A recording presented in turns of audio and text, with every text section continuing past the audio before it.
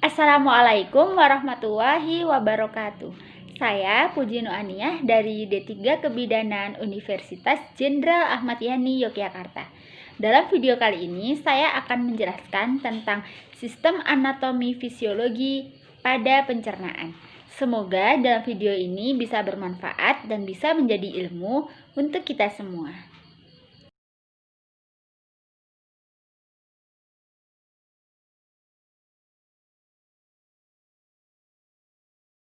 Baik teman-teman, untuk yang pertama dalam sistem pencernaan adalah mulut.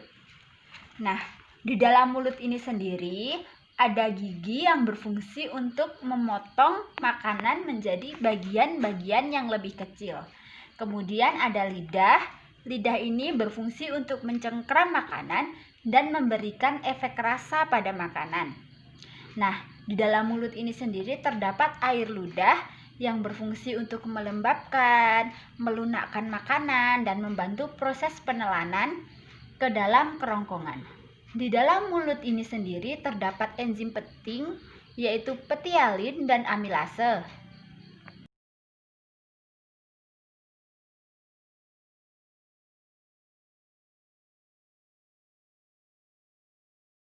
Kemudian bagian yang kedua ada kerongkongan. Nah, kerongkongan ini sendiri merupakan bagian di antara mulut dengan lambung. Nah, fungsi kerongkongan ini sendiri membawa makanan dari mulut kemudian disalurkan melalui lambung. Otot-otot dalam kerongkongan berfungsi untuk menekan makanan supaya masuk ke dalam lambung, kemudian menutupnya agar tidak masuk ke dalam saluran pernafasan.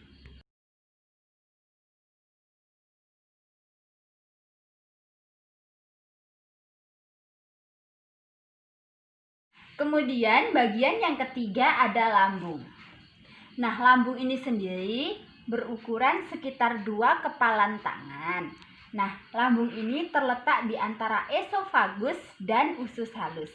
Nah, fungsi utama lambung ini sendiri yaitu memproses makanan dengan cairan yang ditelan.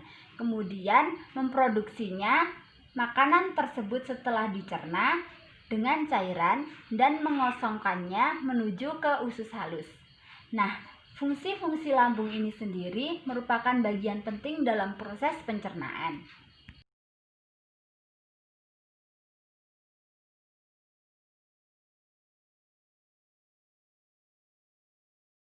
Bagian yang keempat ada hati. Nah, hati ini berfungsi untuk menstabilkan kadar gula darah atau glukosa.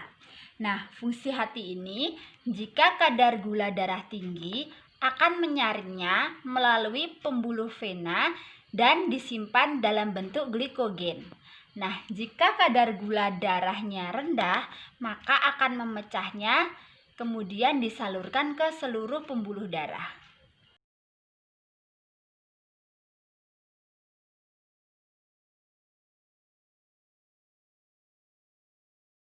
Bagian yang kelima ada pankreas. Nah, pankreas ini berfungsi untuk menghasilkan hormon dan enzim yang berfungsi untuk menghancurkan makanan dalam perut. Dalam pankreas ini sendiri memiliki fungsi eksokrin dan endokrin. Eksokrin berfungsi untuk menghasilkan air liur, kemudian menghasilkan enzim saluran cerna. Kemudian fungsi endokrinnya yaitu menghasilkan enzim, insulin, dan glikogen. Kemudian dalam pankreas sendiri penghasil enzim lipase untuk menguraikan lemak, kemudian enzim tripsin untuk menguraikan protein, dan enzim amilase untuk menguraikan karbohidrat.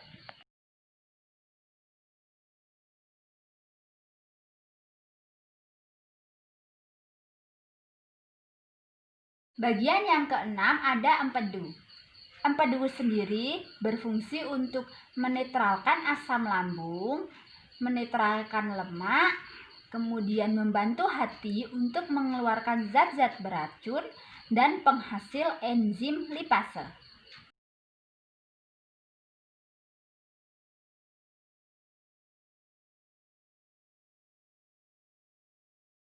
Kemudian ada usus halus. Usus halus ini dibagi menjadi 3 bagian, yaitu duodenum atau usus 12 jari.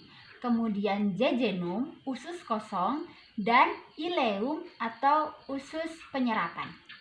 Dalam usus halus ini sendiri berfungsi sebagai pengurai nutrisi, yaitu menggunakan enzim yang memecah gula dan pati. Kemudian berfungsi sebagai penyerapan gizi sehingga menjadi lebih maksimal.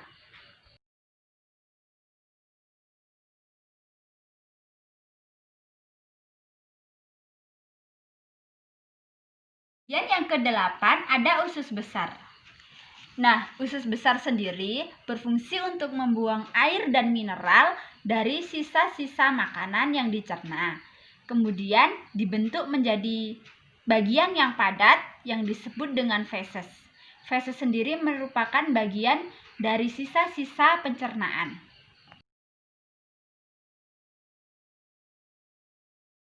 Dan yang kesembilan ada rektum. Rektum ini sendiri berfungsi sebagai tempat penampungan sementara feses. Bagian yang terakhir ada anus. Nah, anus sendiri berfungsi sebagai jalan keluarnya feses. Nah, teman-teman, dalam video tadi merupakan bagian-bagian dari sistem pencernaan pada manusia. Semoga video ini bisa bermanfaat untuk kita semua. Terima kasih. Wassalamualaikum warahmatullahi wabarakatuh.